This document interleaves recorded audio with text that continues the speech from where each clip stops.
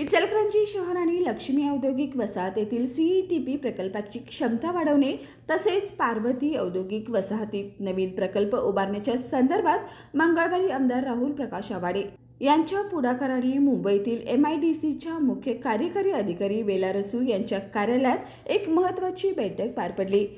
या बैठकीत प्रकल्पाची उभारणी, कार्यप्रणाली आणि देखभालीवर सविस्तर चर्चा करण्यात आली।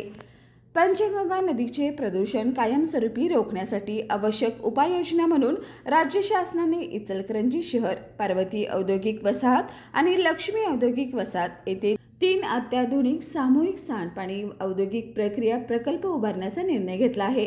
यासाठी 529 कोटी रुपयाच्या सविस्तर प्रकल्प अहवालास 30 सप्टेंबर रोजी झालेल्या मंत्रिमंडळाच्या बैठकीत मंजुरी देण्यात आली। यामध्ये माजी मंत्री आमदार प्रकाशअण्णा आवाडे आणि आमदार राहुल प्रकाश आवाडे यांनी सातत्याने पाठपुरावा केला।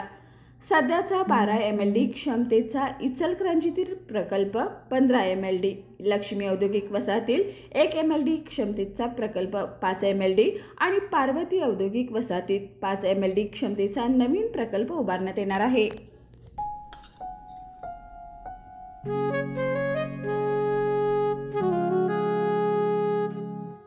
बाबा, आज येताना बासुंदी घेऊन या ना।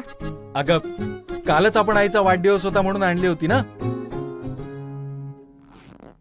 ऐकलं, गोकुळची बासुंदी पुन्हा खावीशी वाटतेय। खरं सांगू, मलाही खावीशी वाटतेय। पुन्हा पुन्हा खावीशी वाटणारी गोकुळ बासुंदी।